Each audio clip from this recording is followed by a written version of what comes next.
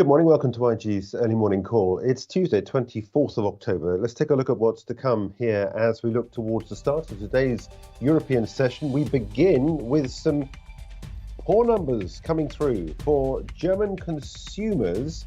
Confidence out today on a survey for November shows another drop as the economy continues to suffer in the wake of a number of issues which are causing all sorts of problems for politicians. Barclays, meanwhile, comes through with the headline in terms of numbers out here in the UK on third quarter earnings.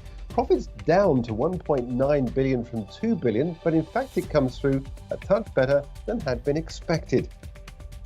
And as we look towards what's going on in the States a little bit later on today, Bitcoin has hit a 17-month high. Is BlackRock close to securing SEC approval for its Bitcoin ETF? It might appear so. Bitcoin benefiting from the rumours in the market. Take a look at volatility. Down for a second day, although yesterday we saw that spike up to levels not seen since the 5th of May, and then came a little bit of a pullback. But in fact, I'm not witnessing anything in terms of move into risk assets. You've got a green candle on the 24-hour markets here in the London session. But as of yesterday's close, we were below this line of support that I've drawn here at 73.68. And we scored a new recent lower low, lowest point we've seen on the FTSE 100 intraday yesterday since the 25th of August. Then comes a little bit of buying, but don't let that green candle persuade you that it's an opportunity to buy into this market with any great enthusiasm, because I don't think it's going to happen. We might get a little bit of an uptick today for the likes of Barclays on from earnings, and indeed also possibly from Anglo-American, which has come through with a third quarter production update, which I'll take a look at in just a moment's time. But to be honest with you, there's really not much to celebrate. And I think potentially, if you follow what's going on with the MACD, which I do, you see the momentum is at its lowest point we've seen since the 30th of August. So that to me indicates that people are looking for opportunities to sell. In other words, you do get a little bit of an uptick for some parts of the market, but the savvy traders are looking to place better positions to go short and make more money on the way down when the way down does happen. As we saw yesterday, gilts, or 2 days ago, in fact, it was gilts rising to levels not seen at the 30-year part of the curve in terms of yield, not seen since 1998. That has eased a little bit, which has given a little bit of some help, if you like, in the market. Same sort of thing on the German DAX. In the last couple of days, we disappeared below this line of support. And indeed, as of the lowest point yesterday, that was the lowest intraday level we've seen since the 20th of March. And as I said, the German markets, in terms of the economy at least, in a pretty dark corner. I've said this before, and we continue to monitor what's going on. But today's GfK consumer confidence is really a dire number that we'll see in just a moment how it affected the foreign exchange markets. A bit like the London market, the German DAX with momentum firmly on the way down. And that's pretty much replicated across the board. Yesterday, we saw a break of this line of support, albeit momentarily, a break of the 77.6. You can see there the low point yesterday, 67.73, which was the lowest point we've seen in the French market since the 6th of January. So we're not too far away from new lows for the year. That being said, we've now got a rise on the trading day. Let me just quickly bring up a 30-minute chart and take a look if I can pull this up to yesterday's close at 4:30. We are looking now to see this market possibly open a point or two higher at the moment. If we opened at these levels at 68.53, it would be a point or two higher than we closed at as of yesterday's close. But as I said, it's not a reason to celebrate a long position and go heavily into longs on these markets, despite the fact we've got a green candle there. You can see yesterday's candle was a very long-legged doji candle, which indicates to me that the markets are finding it difficult to establish any firm direction. But we're currently trading at 68.54, which means that we've covered some of the lost ground that we saw late in the session on the 24-hour markets in yesterday's trade. Let's take a look at what's been happening overnight in the Asia-Pacific markets. We've seen the Nikkei managing to eke out a gain today, as indeed was the case as well in the S&P ASX 200. Hang Seng stock index under pressure, a lot of pressures in the Chinese economy and so forth. Let's take a look at what's happening in Japan on the market, on the Nikkei 225. Now, we've seen some buying overnight, some unscheduled bond buying from the authorities. And as we'll see in just a minute, this has moved the Japanese yen a little bit. and we've got money going into that. But the Nikkei is up for a second and around the 24-hour markets. We continue to trade higher. 31,138 is what we're trading at the moment. That big spike down, very close to touching the 200-day moving average. We haven't traded below the 200-day moving average on the Nikkei since the 24th of March this year. So if it does disappear below that, that would be significant. That being said, it's interesting, I think, that it's holding above the recent low. We've got that line there. It'll be interesting to see if this holds. At the moment, this is just a retracement of what is otherwise a down market that we've seen since we saw the highs back on the 12th of October.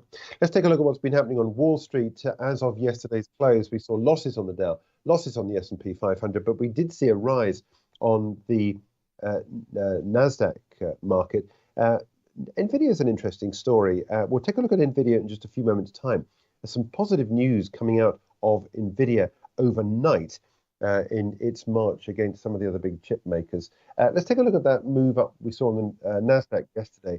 Today we got another green candle on the way up. Again, yesterday the wicks of the candle were a little bit bigger than the body, which again indicates to me volatility. It indicates to me that there is this little bit of an unknown as to where we're next going to go. But interestingly enough, midday yesterday, or mid-session yesterday, we were at lows not seen since the 8th of June on the NASDAQ. And if we get a candle close below the 14,440, you're then on the way down to this line down here at 12,720, with a potential little bit of support coming through on the 200-day moving average at 13,965. If you played back the tape from yesterday, I was talking about exactly the same thing. My base case from a technical point of view is that we will get a break of this 14,440. The reason why I'm thinking that is possible is because we've got these lower highs that we've had since that record high that we had on this chart here back on the 19th of July, record high 15,932, where we saw that 52% rise since the lows back in October. And this is a market which is rolling over. We're getting, and now with that punch lower, albeit briefly, momentarily yesterday, it is technically speaking a new lower low. And that to me indicates that there is some downside to go. This is the proverbial bouncing ball, or whatever you might like to call it. The bouncing ball never gets as high as the previous bounce. And this indicates to me the potential for a break of this line at 14,440. And then I like to liken it as a trapdoor. When that happens, you get a candle close below there, trapdoor opens, all the longs are taken out, and all of a sudden people go short, and you end up with some relatively big, heavy lower lows. And that line at 12,720 is the low that we had back on the 24th of April. I think that is a big threat, or potentially a big target for those that can and like to go short on these markets. I think there's potentially some further downside to go. That being said, one of the reasons I think as well we had the rise in the markets yesterday was because we had the US Treasury yield, 10-year part of the curve, on the yield falling from over 5% to 4.85%, which is pretty much where we are at the moment, which indicates to me potential for a little bit of an easing back of some of the expectations from the Federal Reserve.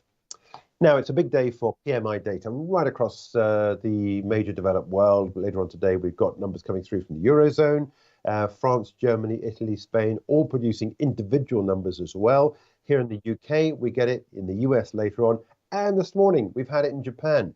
And many in Europe will be hoping, or rather fearing, that we might get a replication of what we saw in the Japanese markets. And that didn't look particularly attractive. The manufacturing number came in as of the same number back in September at 48.5, but the estimates have been for a rise to 48.9. Services, this is a little bit more worrying.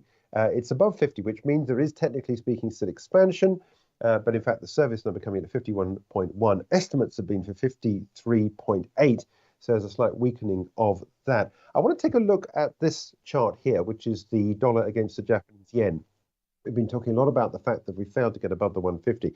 I think this really is part of this news today, that we got some unscheduled bond buying from the authorities in Japan. The Ministry of Finance, or the Bank of Japan, has been in the market trying to support the bond market. And this has seen a little bit of money going into the Japanese yen at the expense of the US dollar. It's not a massive move now below the 150, but that 150 still remains to be the line to be broken. I think if we do get a candle close beyond there, you're then on the way intraday up to these lines up here at 151.95, which is the highest we had back in October last year, when we saw the last Ministry of Finance, Bank of Japan, authorities stepping into the market to try and support the yen. They haven't done it in any big way, although overnight they have, as I said, done some unscheduled bond buying. Now, let's take a look in some more detail about what else has been happening around the world. We've got German GfK consumer confidence. Look at these numbers. I touched on it in the headlines. November, we had a negative 28 reading. That was down from the prior reading at 26.7. Estimates have been for 26.5 reading, a negative 26.5. Whichever way you cut this, it just goes to show the German economy continues to grind along the bottom. Which is the problem for Germany. And of course, as we know, that the German economy continues to flirt with recession.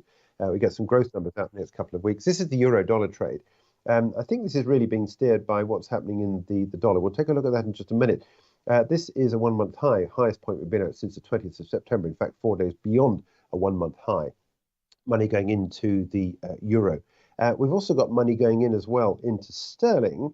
We've seen a claimant count out this morning, which I won't cover in detail. It's not really telling me anything particularly, but we do have money going to sterling as well at the expense of the US dollar. Just a quick update on what's happening with the Dixie, the dollar basket. Now, I drew this on Friday, this Andrew's pitchfork, which I don't often use, but I think it was worth looking at this because we've seen this wonderful rise here, riding on like a surfing wave. You get these touches every now and again against the pitchfork handle.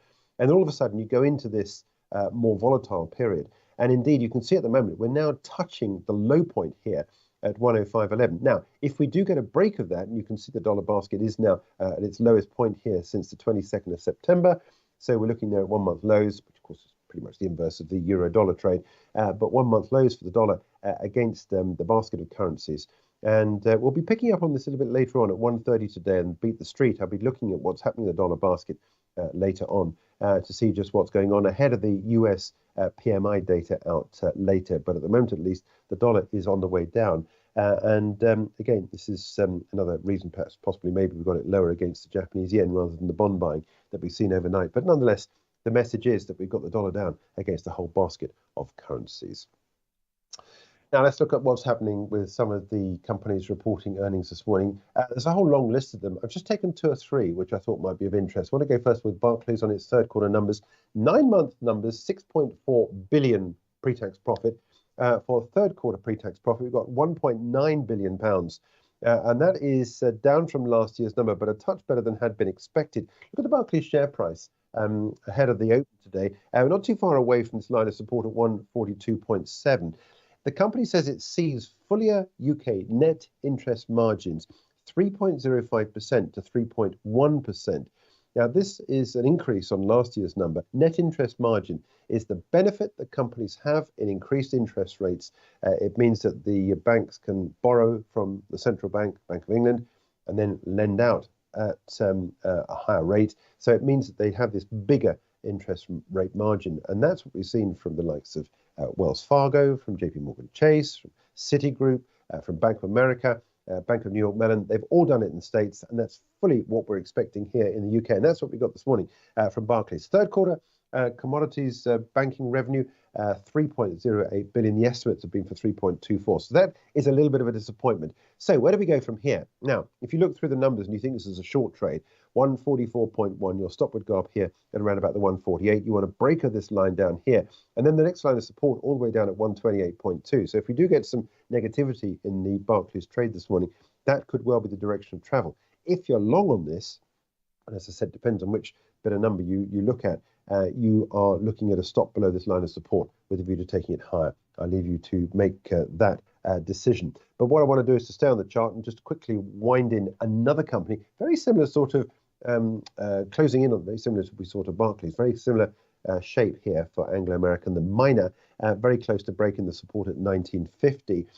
We've got to third quarter productivity highlights, copper production up 42%. Platinum group metals broadly flat. Iron ore production down by 4%, principally driven by planned plant maintenance closures. Nickel production down by 7%. It's a bit of a mixed bag, I think, to be honest with you, for Anglo American. But on the whole, it's, I think, possibly erring towards the negative. And we could well end up seeing this line of support at 19.50 broken. We're opening at £20.37. 19.50 is the line to be broken. And then if you get a break of that with a candle close below there, the next line of support is at 17.12. Staying on the charts again, just want to quickly take a trip across the water to what's happening in Switzerland. Novartis has come out with numbers this morning, the Zurich-based drug maker. You'll see this line of support down here at 83.74. In the last 2 or 3 months, we've seen a touch of that. Excuse me. And we've seen it as a point of resistance as well. When was that? Back in January last year. So this is an interesting line to watch out for. Novartis has raised its full-year earnings forecast. This, to me, is a positive stock story. On the basis it's positive, I would want to put my stop below this line of support, around about the 83 Swiss franc level. 84.36 is where we're opening this morning after losses in yesterday's trade.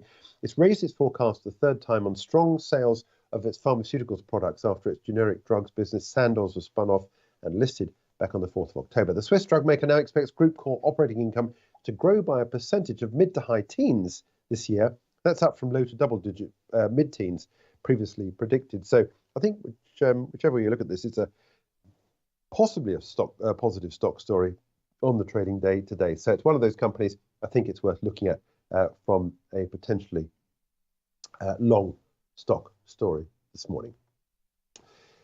Now, as we know, NVIDIA dominates the market for artificial intelligence computing chips. It's now coming after Intel's long-time stronghold of personal computing. NVIDIA has quietly begun designing central processing units, or CPUs, that would run Microsoft's Windows operating system and use technology from ARM Holdings. That's according to people familiar with the matter, telling Reuters that the AI chips giant's new pursuit is part of Microsoft's effort to help chip companies build ARM-based processors for Windows PCs. Microsoft's plans take aim at Apple, which has nearly doubled its market share in the 3 years since releasing its own ARM-based chips in-house for its Mac computers. We'll be looking at the stock of NVIDIA when trade gets underway a little bit later on. It's a company which trades all sessions on the IG platform, and it's risen recently to record highs. It did so with this move up here to the 23rd of August high at $518.55, a 267% increase from the lows we had back at the beginning of the year. It's not too far away from those at the moment, and we're looking there potentially, I think, for a positive stock story when things get underway. You can see all sessions late last night, it did already rise, and I think that includes some of the enthusiasm for this particular story, which we've got bubbling at the moment. Looking for a potential higher open again when the markets get underway at 9 o'clock this morning on the IG platform for NVIDIA. Now, there's a whole long list of stocks reporting in the States today, many of which are actually some of these all-session stocks. Just want to quickly run through some of the figures themselves. Let's take a look first of all at what's happening at General Motors. Recently disappearing the line of support. General Motors is expected to report before the market opens today, and it looks like traders are already betting on a potential low point for this stock. We traded yesterday at the lowest point we've seen on the stock since the 5th of July 2022.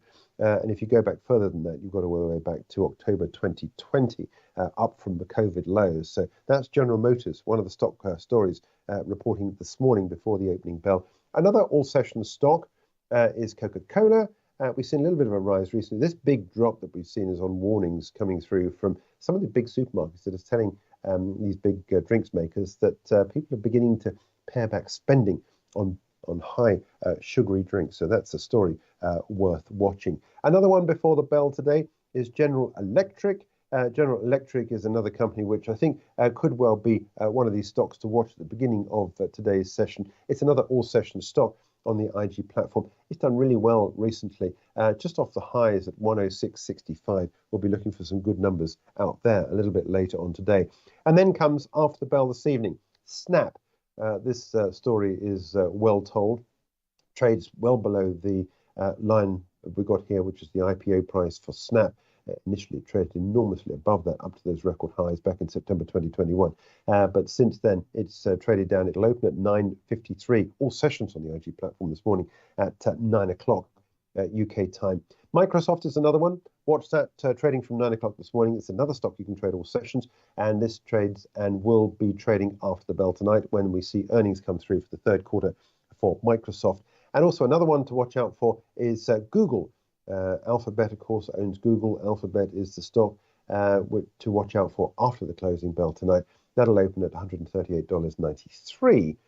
Google's main driver, of course, will be advertising revenue, users and advertising through YouTube and so forth. So look at all the old familiar numbers from Alphabet. We'll be covering those this time tomorrow when we pick up on what's going on in all those stocks.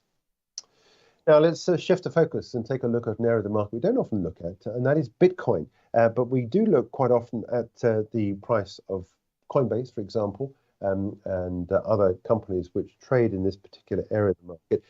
But Bitcoin rose yesterday, and indeed is built on this yesterday to levels not seen since May 2022. BlackRock, the world's largest asset manager, continues to prep its proposed Bitcoin ETF as a segment. Observer has pointed out potential bullish signs that such products will be produced and approved.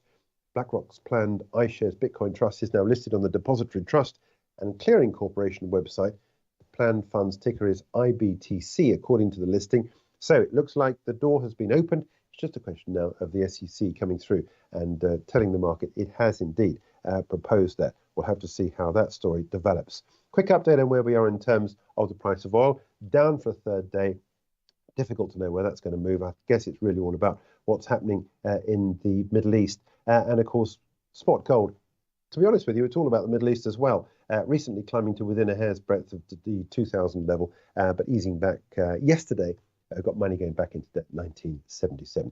That's it from me. We've got about 10 minutes to go before the start of today's European session. Looking for small losses at the beginning of today's trade at the moment. Do watch out for Barclays at the start of today's trade here in the London markets, along with Anglo-American and also Novartis in the Swiss markets this morning after producing what looks like pretty good numbers. We're back at 10:30 with Chart in the Markets. I'll be back at 1:30 with all those companies reporting earnings before the bell today. Also looking ahead to the likes of Microsoft and Alphabet out after the bell this evening. That's at 1:30. Hope you can join me then for a look ahead to the US markets at 1:30 p.m. UK time on the IG platform.